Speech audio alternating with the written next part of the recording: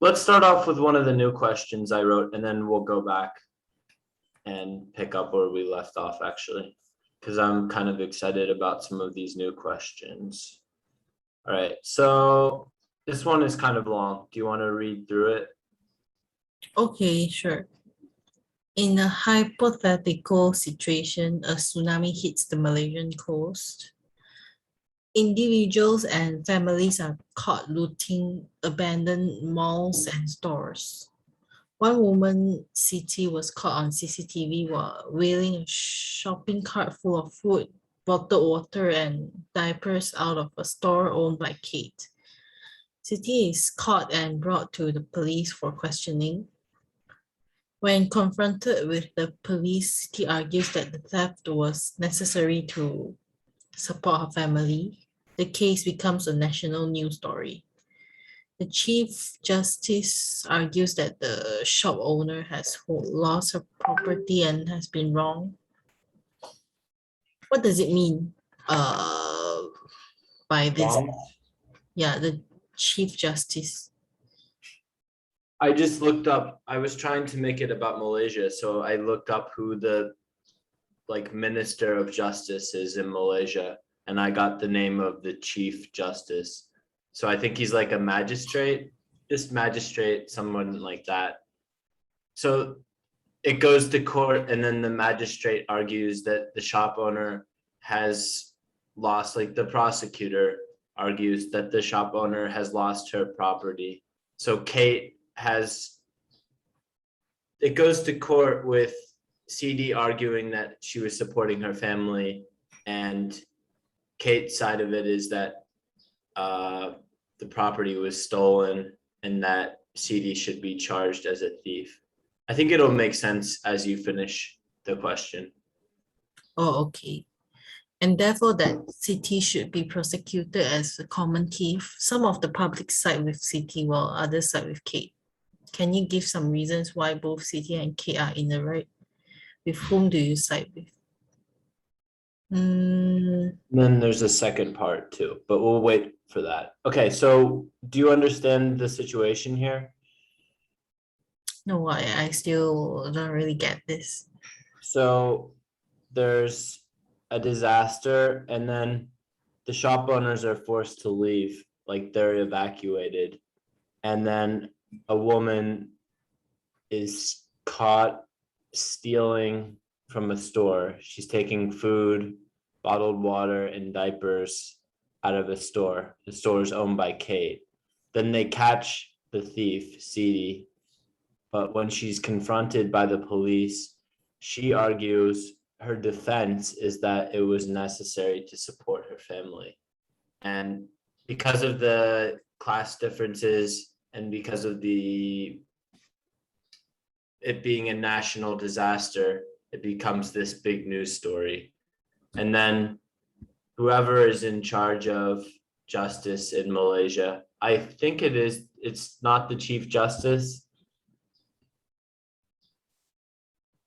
I'm not really sure, but this is who I got. What's that? Or is it just a judge? Okay, sure. We can just change it to judge. Same. The judge argues that the shop owner has lost her property and has been wronged. So what does it mean by has been wronged? It means that she's been sinned against, or the crime has been committed against her. Like to wrong someone, when you use wrong as a verb, it means to hurt them in some way. Oh, so it's a broader sense, like to have a negative effect on someone. So that's mean the people are thinking that Kate as the owner, she should have blamed Siti. And in this sentence, it's the other way around. So what the shop owner, Kate, has lost her property and has been wronged. So the judge is on Kate's side, the shop owner's side, saying that Kate was wronged by CD, right? CD wronged Kate by stealing from her.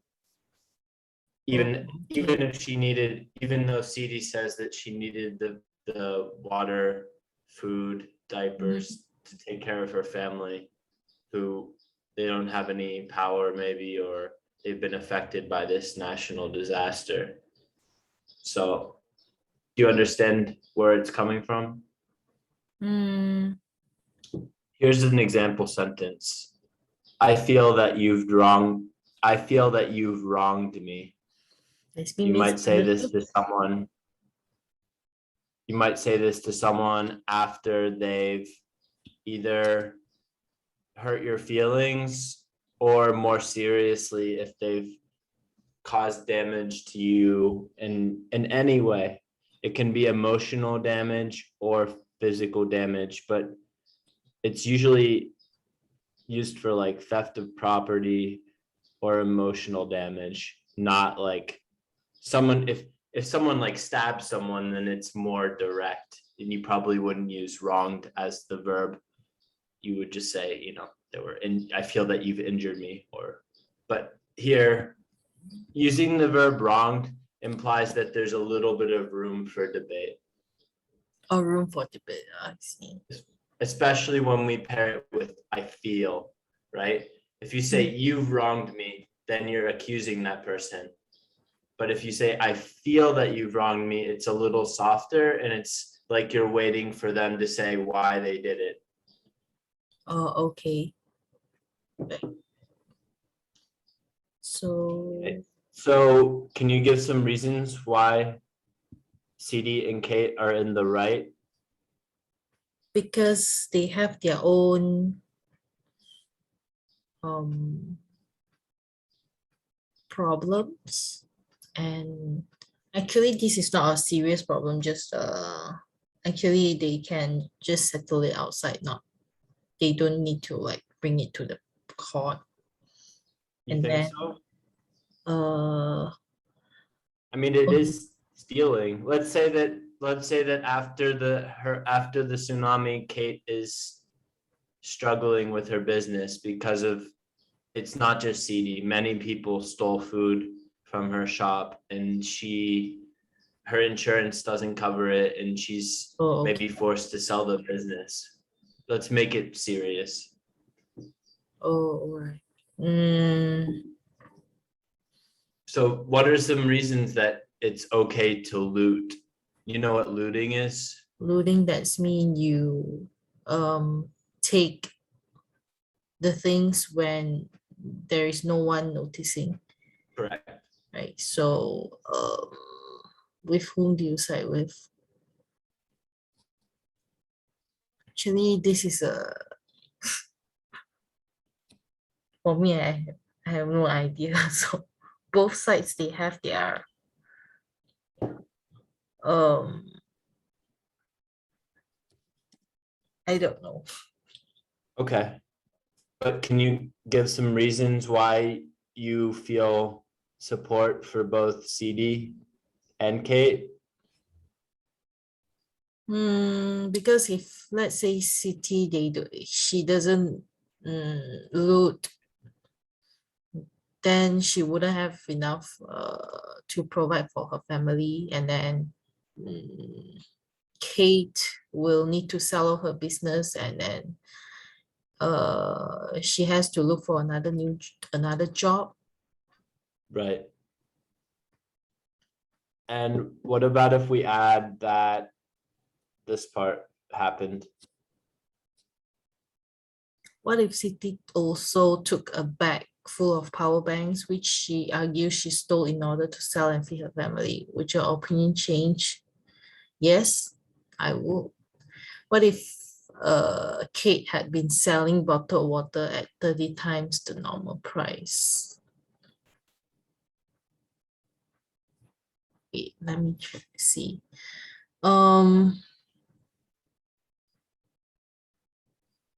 So let's say that Kate stayed during the tsunami and her shop was selling water at 30 times the normal price because there's a shortage of clean water. And Mm. would that change your opinion, just like the power banks?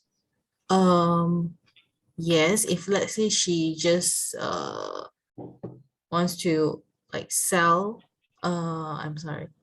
If let's say she wants to, she's looting for to sell it off again, I guess they will, the city might just sell the looted items at higher price. Then it's unfair Right.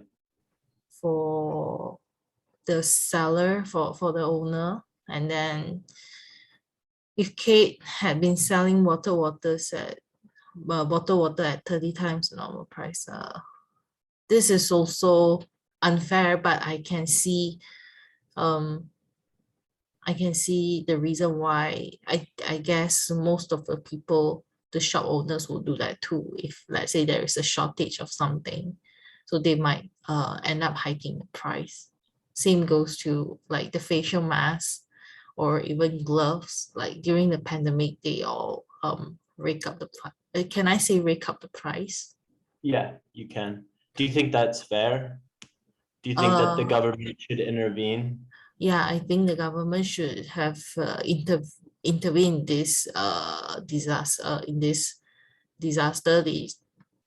Yeah, and um, they should have. Oh yeah, Malaysia. This is just a sudden incident, right? Because Right. normally, because Malaysia we don't have tsunami because we Yeah, are located in the equator, and then I we just had never. to make something up. I wasn't sure what disaster to use. Oh, Yeah. okay. Earthquake. We can make it an earthquake. The disaster doesn't really matter, just something that wipes out. Okay, so yeah. Okay. I think that there's some parallels to the COVID situation, especially Mhm. with shops closing down and people taking advantage of that. And also with lots of like mass unemployment, economic collapse. But I think in general, property rights are a bit more respected here in Asia. I don't know about Malaysia, but in Thailand, it seems that people are a bit more respectful of property than they would be where So I what grew does it up. mean by respectful? I mean that they treat Respectful, what did you say? And also property. there, I said that people, at least, I'm not gonna say Asia because that's a generalization, but I'll say people in Thailand tend to be relatively more respectful of property. Respectful So property. That meaning, means they don't loot. They don't I mean that they respect that that property is someone else's, and even if they need some item, uh, let's say there's a shop that closes down here, or let's do an everyday situation. I'm with my students in a 7-Eleven, and this is a real situation. There were 80 students in a 7-Eleven. So you can imagine it's extremely crowded. There's students mhm. waiting outside. There's students everywhere. And the students are pretty orderly. They're not stealing stuff from the shelves, which you might say, okay, that's normal, right? But I can tell you that if you had 80 American students and they were all crowded into a 7-Eleven, some of them would be stealing candy or doing things just because they could get away with it. And I think that the Thai students are a bit more respectful of other people's property. Oh, Maybe that's the way mean they're they're raised, they're told well behaved. not just well behaved, because some of them are pretty naughty, but Oh, they have a sense of, okay, this doesn't belong to me, and therefore there's something really wrong with me taking it. oh. Whereas I feel that in the West, that's not as, I don't want to make things about the West, all right, but Mhm. I feel that I have to, that's my point of reference, right? Because that's where I grew up. So I'm surprised at how respectful the students were of other people's property. And there have been disasters, um, you know, in Southeast Asia where there hasn't been a lot of widespread looting the way that there was in, say, America during the hurricanes in America. There's a hurricane now and people are looting. So Mm. it's a common thing. But I guess the conflict is, do you feel that stealing for necessity, say to feed your family, is justified? And it sounds like you do, right? Oh, what did you say? Just Sorry, now a little bit. I'll speak more clearly and slowly. Do you feel that stealing out of necessity is justified? Um, no, because here in Malaysia, I would say a lot of people, I mean, are suffering financially in this pandemic. And then we don't steal, but we raise we will raise a white flag to signal other people that you are in need, and then people will come and help out. So this is what our community does. Maybe government can come up with a campaign, like let's say you are in trouble, you have financial problem, you can just raise the white flag, and then those people who are able to, they can actually sponsor some food. And also we have food banks. And then people who needed the items and necessities, they can just go to the food bank and just get the things that they need. But also there are some problems, some issues happening here, like those can I say claimers, some people, they have claimed it before, but they come again and claim it again. I would say claimants. Claimants, oh yeah, claimants. So the claimants, they have claimed the items before, but they claim it again.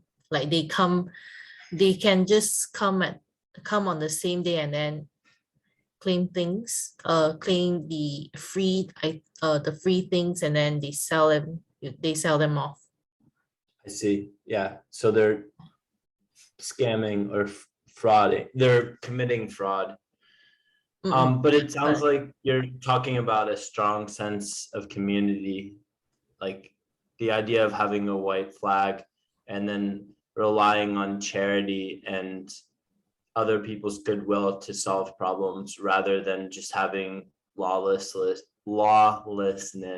and looting, which, yeah, I think that obviously we're more here to just practice speaking than to actually debate, but I think that these same concepts could be applied in other countries, probably with a lot of success that way, because anytime you have people breaking into stores, there's always a temptation for them to steal things that they don't need, I right? Like feel it's while you're still in getting punishable. food. I Right. think it's still punishable if, let's say, I guess it's not just city. I think there are a lot more. If we don't punish her, there will be a lot more cities in the future if, let's say, disaster happens again. Right. I don't know if you saw the footage coming out of South Africa, but there was a ton of looting there in the last few months. Like, is it correct to say what does it has to do with something? Yeah. What does it have to do with it? What does it have to, or what does it has to Have. Like What does that have? what does it have to So do something? the looting in South Africa had to do with the president being arrested. Their president was arrested for stealing and for corruption, Oh, okay. which was a major thing, as South Africa, I don't think it still is, but it used to be the richest African country and the most successful African country. So the unrest there was pretty widely covered. Mm-hmm. Anyway, so let's go back to one of the earlier questions. Okay, I think this one is a good one. So should children provide room and board? Can you hear me? Because it's a little bit unstable. My internet connection is a little bit unstable. Sure. Do you want me to? Okay, just read it for you. Okay. Should children provide room and board for their aging parents? Is it the responsibility of the younger generation to provide for the elder generation? Okay, I can hear you fine. Hold on. Let me switch the connection. Okay, I can hear you quite well. Okay. Wait a minute. Because it seems like I cannot look at I cannot look at the tab. Oh, never Okay, mind. want me to reshare? Hold on. Okay. Oh yeah, now your I can- connection is yellow. The bars on your connection are yellow. Let's try it without my. Let me see.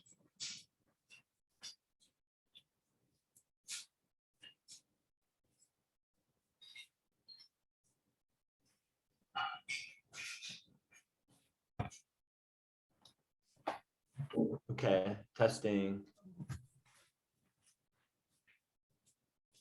Okay. So okay, I'm ready to go. So should children provide room and board for their aging parents? Is it the responsibility of the younger generation to provide for the elder generation? I would say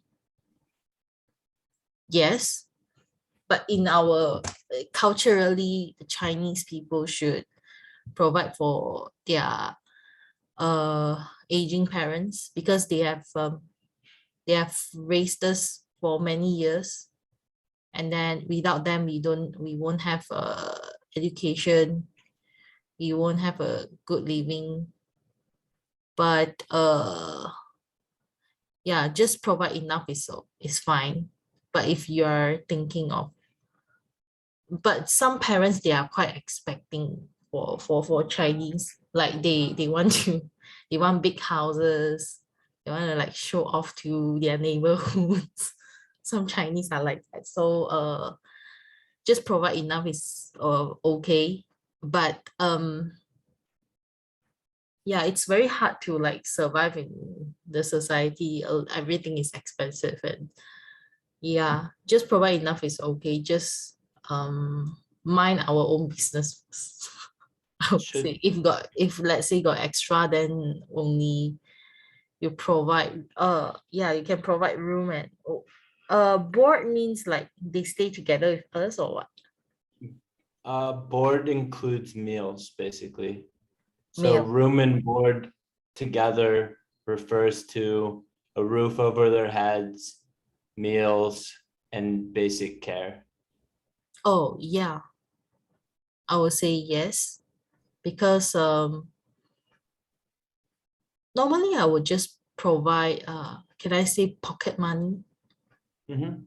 Yeah, like every month I will give my parents some pocket money, like maybe 1/10 of my saving, 1/10 of my salary. Yeah. And then if let's say they have yeah, I will just provide pocket money at the moment. Is it fair for, let's say that someone is falling on hard times, is it should they be expected to sacrifice their own personal happiness in order to provide for the happiness of their parents?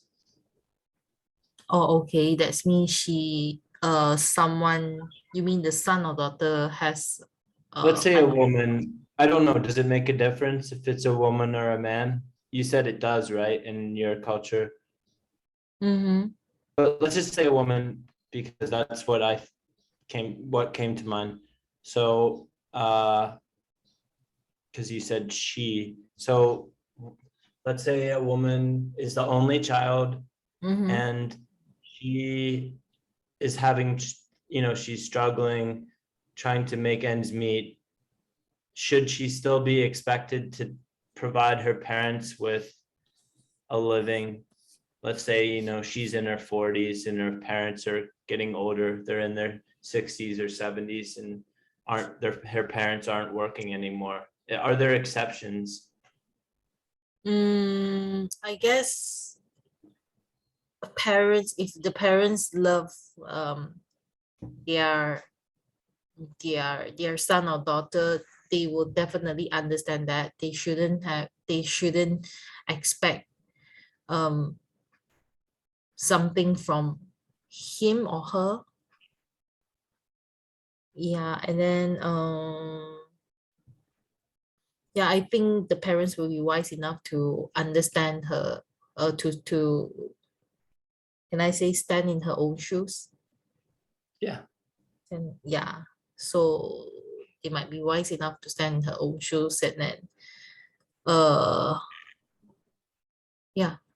Just don't use, I would actually change own to something else because standing in her own shoes is sort of a contradiction. You could say just stand in her shoes. Or just stand When in her you shoes. throw own in, it's sort of referencing the first pronoun. So it's like self-referential. If you just say stand in her shoes, Stand in then her shoes. that is clearer to me. Oh, okay, stand in her shoes. Yeah. Mm. Um, okay, what about I don't feel like talking about childbirth right now. So let's go to this question. Do you feel that increased pay attracts better teachers? Should teacher salary increase? Try not to be biased here because I know we're both teaching, so it's easy to say, yes, I should have more money. But do you think it actually attracts better teachers with more pay? mm, Technically yes, but for me, I don't think so. I think working environment or work environment. Look, finish your sentence first so Okay. I can tell. So because the work environment is also very important. If let's say they have a lot of workload, obviously they will offer more. If let's say you have to do maybe double of the work, uh, then I wouldn't do that job. I would rather prefer a a job that balance my life and also my work, so I don't get burnt out.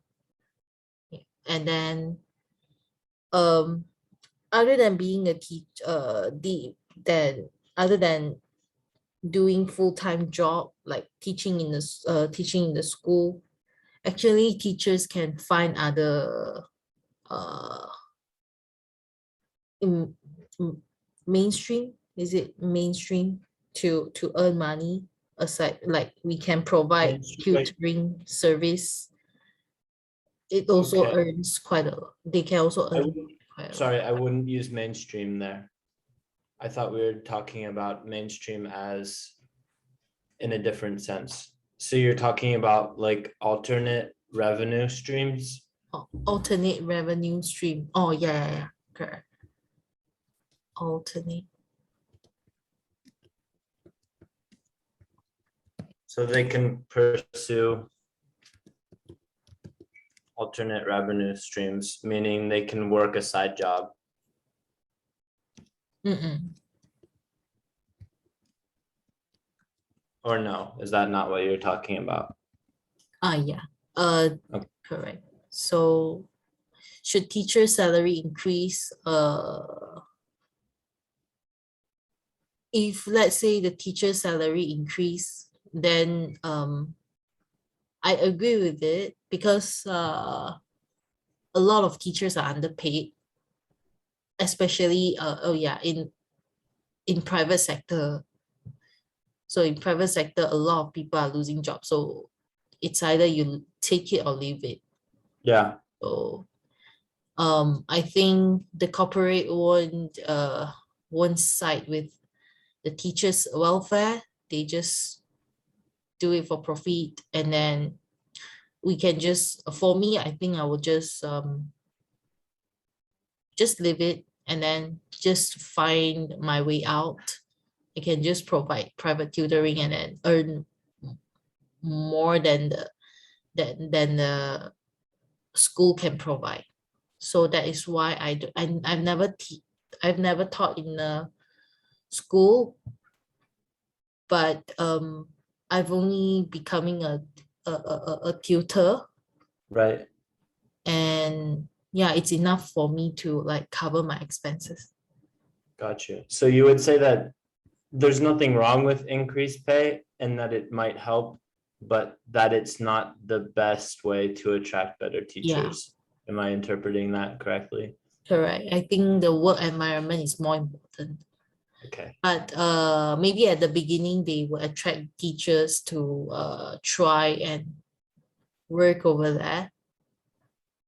But if let's say the work environment has a lot of like politics, a lot of work politics, a lot of problems, that the workplace itself is toxic, then I think even the best teachers will also leave that place.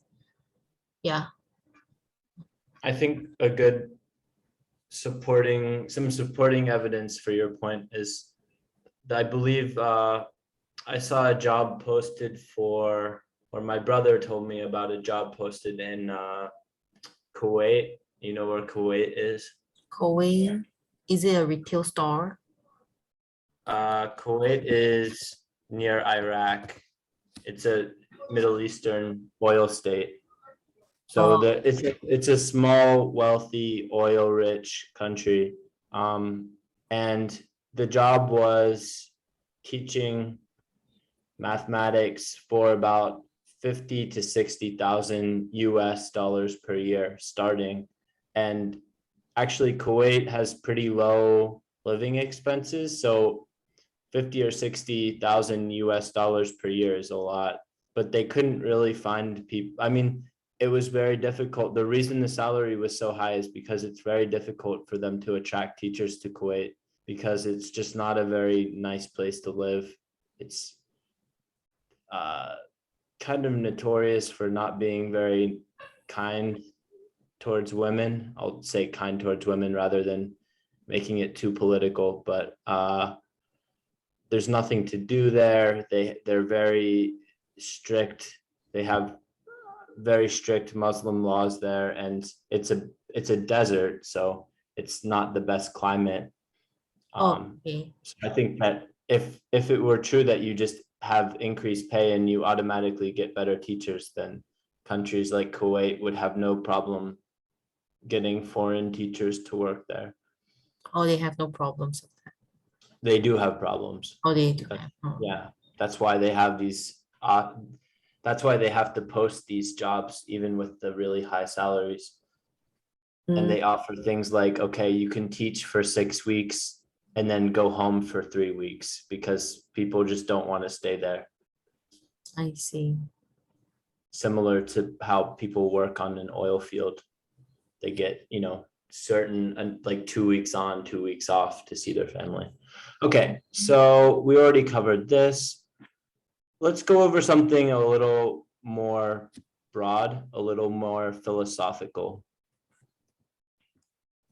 Is being who you are, having a sense of self, a conscious decision? How do you define consciousness? Is this too too philosophical for you, or do you want to go for it?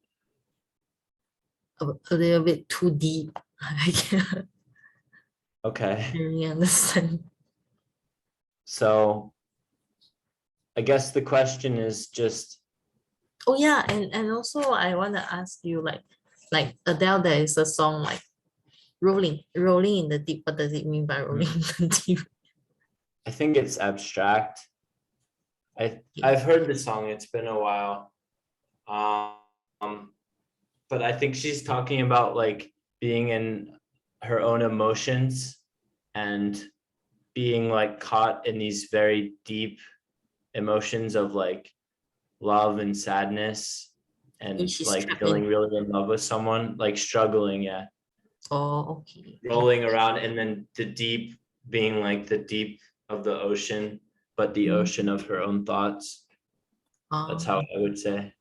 But Okay. So um it's not something that I've heard outside of an Adele song. It's not a common expression or anything. mm, um being who you are, that's mean like you have to follow your passion, is it? Having a sense of self. Right. Whatever Like you think of yourself first. Is it something like a wise decision? Is it conscious? it's I would, more it's more like it's more basic than that, in the sense that it's like, okay, when you go through your day, generally most people think of themselves as a person. Like, for example, I say, I, Pat, am going to take care of this problem today. So you have a certain set of behaviors, you have a way that you expect yourself to react to situations. You have maybe a moral code, like, you know what I mean by a moral code? mm, no. A moral code, a set of rules by which one makes moral decisions. So moral meaning good or evil. So you might have a set of rules by which you judge morality. So for example, I might see someone who is hurt on the street and I might not help them. And that would make me feel guilty and upset, because my moral code is saying, well, if you see someone hurt, you should help them.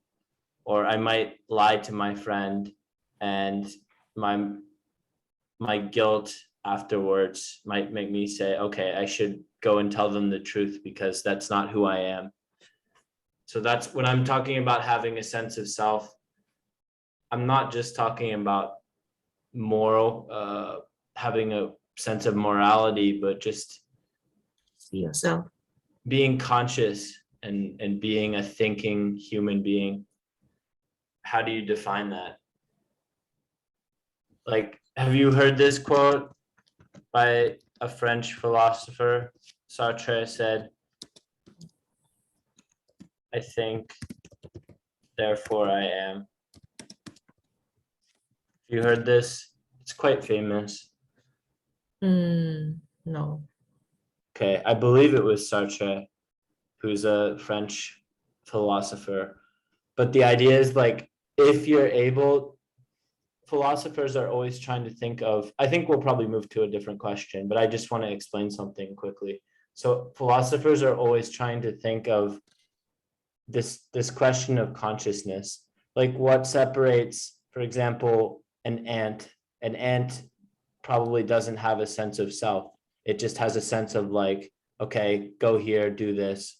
What separates thinking, feeling humans from animals? And Sartre's answer to that is, well, I think about things and therefore I am a conscious being. So being able to make decisions and just to be able to think about what it means to be human makes you human. It's sort of a self-fulfilling question. It answers itself. The question is the answer, and the answer is the question. But this is a little bit more. I thought that this one would be difficult. My friend actually wanted me to add this too, because my friend and I were talking last night about good debate questions, and he wanted me to add this one, and I thought it was a little too abstract. But so let's move to one that's more based in reality. This one is directly from me. So let's look at these two pictures of prisons. So we have a prison in Russia and a prison in Norway. Wow. Yeah, a big difference, right? So my It's question difficult. is here. Okay. First, before we get into the hypotheticals, let's just look at the question. So is the goal of incarceration, punishment, or rehabilitation in your will? Let's imagine a hypothetical situation. Just wait on the hypothetical for now. So first, can you answer, what is your view? Do you know what incarceration is? That's mean getting in prison. Yes, correct. In prison. Yeah. And then What is the goal there? Are you punishing people, or are you trying to rehabilitate them? I think punishment, Okay, like they should get the punishment for what they did. They shouldn't have a good life. I think that if we give them rehabilitation, I think the victims will be very unsatisfied with the decision. Like they did, basically they hurt people, maybe they killed someone, then they are getting a good life in the prison. So it might create a social unrest. have you heard the arguments for rehabilitation? No, So but the people who argue for rehabilitation say that prisons are just like training grounds for criminals. And when criminals go to prisons that are designed for punishment, like the Russian one that you see here, they come out as, instead of learning how to function in society, they just learn how to be better criminals. They learn how to smuggle drugs into prison. They learn how to kill people or hurt people in the prison. And it hardens them, like hardens their heart. And when they come out, they're worse people than when they came in.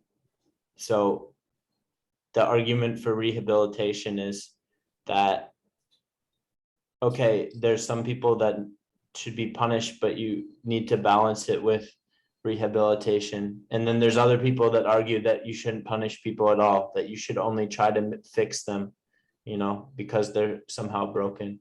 I'm not saying I am biased towards one. I'm not going in one direction here. I just want to give you a counterpoint. you don't need, I guess you don't need to like punish them, maybe because from what I know, I think some prisons they might hire the preacher, is it preacher, to Yeah, like teach them, to educate them, to preach to them, or what should they do in life. I mean, they don't need fancy things in the prison, but yeah, they can also learn, they can also learn some knowledge in the prison, but not necessarily you have to punish them. You punish them because in the sense of they don't get the freedom, they don't get to see their family and all. Yeah, and this is the best punishment, maybe, I guess. right. Do you Just think that if I said, okay, crime is much higher in Russia than it is in Norway, do you think that the fact that crime is higher in Russia is related to the very harsh prison system, or do you think it's more related to economic factors? Or is it something else entirely? Is it something social that I'm missing? Um, mm, maybe it's the I'm crime not rate. asking you to say anything about Russia, nor like, I'm just using them as hypothetical examples. So like, no, we know that Norway is wealthier than Russia, right? I mean, you can see that almost just from the picture, but is it also, is there some relation between the way that criminals are treated there and the crime rate, is what I'm asking? Maybe because of the economic, uh, maybe because of the economics, maybe, and then education is also important, Right? and maybe religion also plays a part. Maybe I'm not very sure about it because You even know, that's, I don't even know about the religious, I don't know how religious, I think Russia is actually more religious than Norway, but oh okay. um Norway is a more secular society. But I agree with you. I think that economics is, I think that people don't commit crime if they have stable, happy lives where they're making enough money to support themselves. Generally, obviously, there's some people that are just angry and will commit crimes just to commit them. Uh, so let's move on to the hypothetical situation. I wanted to create something that was really horrible. So go ahead and read this. A pregnant woman is stabbed to death, killing her and her unborn child, and sentenced to a prison term. Meanwhile, Meanwhile, 150 men are arrested and sentenced for using drugs. How should the criminals be sentenced? Would you prefer a Russian or Norwegian style prison? right, I forgot to say the perpetrator. Obviously, the woman is dead, so she can't be sentenced to prison. But the person who did it, which is called the perpetrator, is sentenced. So what is, I think I know how you're going to answer, but which would you prefer? Mm, If you had to choose one of these places for them all to go, you can't choose both. That's can't mean choose both. They all have to go to the same place. The woman or the man that killed the woman and her child, her unborn child, and the 150 men who are arrested for something small. I just chose using drugs. mm, I guess if let's say he killed someone, maybe uh he will need to get the same sentence to death sentence. Okay. So, Well, they're getting different, all gonna get different sentence. They're gonna get different lengths of sentences. Let's say the drugs, those people get like 1 or 2 years. And the one who kills the woman, he goes in for the rest of his life. I'm just asking, is it fair to put someone, is it fair to put people who are convicted of these petty crimes, like maybe stealing something from a store or using drugs, is it fair to put them in the same environment as, horrible murderers? mm, And I is the think goal punishment here, or is it rehabilitation? um, I will go for the Russia way movie. And then yeah, it's unfair for because if you practice the Norway jail system, I think there will be more people committing crimes. Like a lot of people like losing jobs. They don't have they don't have homes. So why not they just simply commit a crime and then they they can just live in the jail, which provides sufficient for them. Right. Yeah. And then nobody wants to go, nobody wants to stay in the bad environment, just like no one wants to stay in the prison, like in Russia. So it serves as a reminder for people not to commit You know crime. this word? No. Deterrent. I think the word you're looking for is it serves as a deterrent. So a deterrent is something, I'll type it out, something harsh that serves as a way of preventing something, a crime, from happening. So the idea is, if you know that your teacher is going to hit you, then you won't speak out of turn. The same way, if these people know that they're going to go to this type of jail instead of this, you know, dormitory in Norway, then the idea is that they'll be less likely to commit a crime. Yeah. So I would just follow the Russia way of imprisoning or imprisoning. In or Imprisoning people imprisoning people. Oh, okay. like this.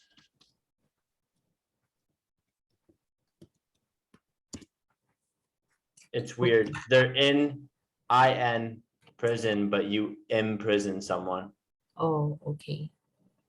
I couldn't tell which one you were saying because it sounds the same over the microphone, but it's imprisoning someone. Okay. Imprisoning isn't actually a word. Oh, this is not a word. I see. Yeah, so it's imprisoning. Okay, so let's go to this question. Actually, let's go back to the childbirth one. So this is less a debate question, but more a question about language. So why a certain style of language is being used. Okay, go ahead. The birth of a child is often referred to as a miracle, the miracle of birth. And yet, mothers have been giving birth to children since time immemorial. Why do you think this process is referred to as a miracle? Is it in fact miraculous? Right. So what is a miracle? What does that Miracle, word mean? maybe it happens out of surprise. Right. But I'd say an extreme surprise, right? It's something that an impossibility coming to fruition.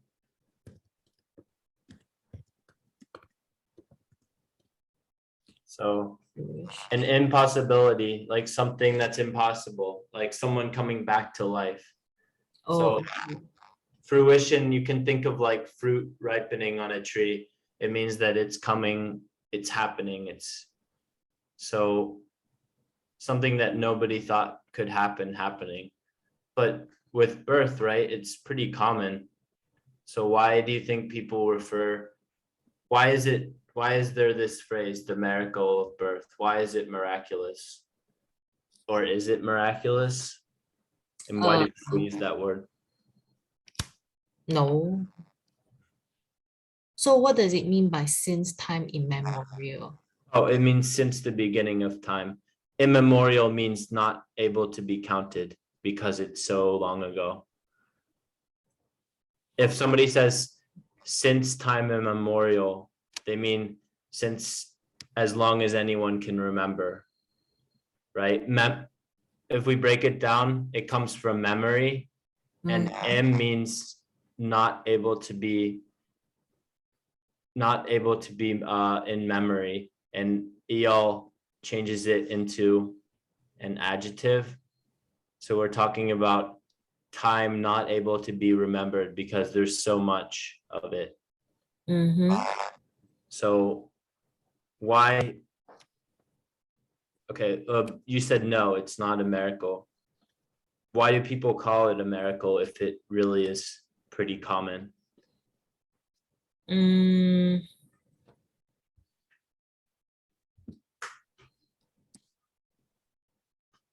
so the birth of a child is considered as a miracle.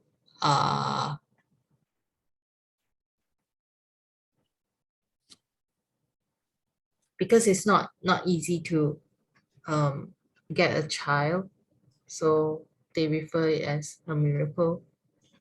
Right. So just a miracle could be applied to any process that is difficult, or is there something different about this? Maybe it's uh, Would you say, let me give you some examples. Would you say that humans flying like in airplanes, is that miraculous? mm, yes, that is something that is impossible, but it happened. Right. So I think it sort of shows how the way that people use impossible is they use it in a way to express hyperbole. Do you know what hyperbole is? Mm, Do you know what a bit too exaggeration is? exaggerated. Yeah, Oh, yeah. correct. I spelled that wrong. There we go. Two G's. So I think that most people, when they use the word impossible, they're using it as hyperbole, meaning that it's not really impossible, it's just unlikely. But even in that sense, I think that we can look at when people talk about the miracle of birth, it's actually more likely that a birth will happen successfully than, the alternative. So I think that it's just a bit strange that this phrase exists. And I just wanted you to examine the word miracle and how it's used. Mm. So I think that, I mean, is there even such thing as a miracle in your opinion? An impossibility that becomes possible? I roughly know the meaning of miracle, but when it is being used in this context, I'm a little bit um it it seems a little bit ambiguous for me if it is used Mhm. in this context. But miracle, it could mean like let's say this house is like miracle happens when, like let's say I saw a property on sale, and then it's I mean a property that is auctioned and it's very cheap. I mean technically there will be a lot of bidders, but when I went on for bidding, maybe let's say I before that I prayed to God that I need to be the successful bidder, and then hopefully there are no other competitors, and then miracle happens when, yeah, when I am the only bidder. Can Yeah, I I say think that? that's a good example of using miracle in everyday sense. Yeah, but I don't see why is it giving birth of a child considered as a miracle.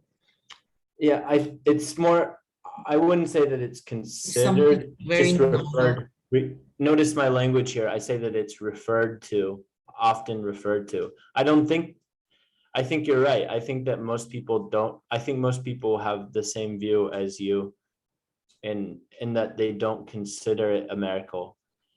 Therefore, I think it's interesting that it's still often referred to as a miracle. If you read, in books, they'll say like experiencing the miracle of birth changed the father. something like that. Oh, okay. That's mean miracle. That means something that can change the scenario. Like, let's say the father is is someone who take drugs, and then because of the birth, because of the child, he changes Right. for the Yeah. child. So maybe the miracle is its effect on other people rather than the actual act in and of itself. Oh, okay. Then I agree with it because some people they change, like some women they are having a hard time. They wanted to commit suicide, but they hold on. They drop that uh thought because they don't want to leave their child alone, so they hang on to to so they don't do uh they drop that thought maybe. Miracle. So Okay, yeah, I agree with that. I think that's a good way to look at it. If you look at it, it's a miracle in the way that it affects other people, not the actual act itself. So before we go, I want to talk to you about Monday. So I'm going to be flying out of Bangkok to Philadelphia in the USA I'm going to leave here at 3 a.m. So it would be 4 a.m. your time. mhm. I think that, so that's 3 a.m. on Monday.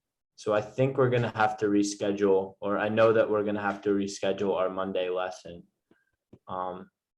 And let's just coordinate that over line. That way everything is written down and we can figure it out. But I think if you want to continue having lessons while I'm in America, I think we should just move them so they're just a little bit, because if we have them at this time, it's going to be 11 p.m. my time in America, and I'm not going to be, I'm going to be pretty tired. So if you want, we can move them around, or another option is if you want to just wait until I come back. Yeah, I can Do just wait that until too. you come back. If Okay. let's say you are bored right there, if you are bored, you have nothing to do. I guess you can we can do it later since you only have a very short time to like be with your family. You can just enjoy the family bonding time there. Okay. Sure. It's all right too if you want to have if you want to have a lesson, it might be interesting for you to get sort of a peek at what life is like over there. Oh, Um, so will you maybe, will you bring your laptop to yeah, of course. Yeah. So maybe you can get a sense of what a sense of immersion, a little bit of immersion in seeing everyday life there. I can't promise much because I live in a pretty quiet area, but Oh, sure, maybe that would be helpful for you. sure. No But problem. let's Really? plan for now to just postpone our lessons until I return. Um, Oh, depending on the I'm scared of like disturbing your family bonding time over there. don't So, worry about that. I'm sure by a few days in I'll have plenty of time with my family.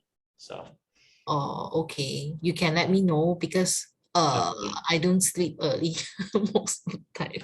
So by the time when it was night, when it is, so basically if I over think here it's is about a 12-hour difference between 12 hours, Malaysia and the eastern side of the US.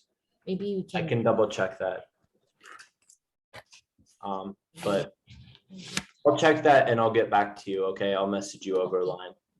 sure, no problem. Anyway. All right. So let's plan tentatively. Or we can just delay the Monday class and then come up with Yeah. another date, or we can resume on Wednesday. Correct. Yeah, I think that we should be able to find some, should be able to find some time on Wednesday. Okay. I also have to schedule in, I'm continuing to learn Thai while I'm over there, so I just have to coordinate everything, and then I have my other students as well. They want to continue, so I'm going to have to shift some things around. Like, for example, I have a 3 p.m. class that would be 3 a.m. over there, which is, I'm not gonna wake up at 3 a.m. to teach, so, Okay. Can, no problem. all right, so nice job today. I think we answered some questions, and I think you got some sense, a sense for some more complex, not just Can't really vocabulary, answer but the yeah. philosophical I question. hope I didn't go too far, but I want to make this challenging for you. That's all. Okay. Thank you All so right. much for today. I'll see you On Wednesday. tentatively Wednesday. Yeah. Okay. Take Have care. fun and goodbye. Bye bye. Bye.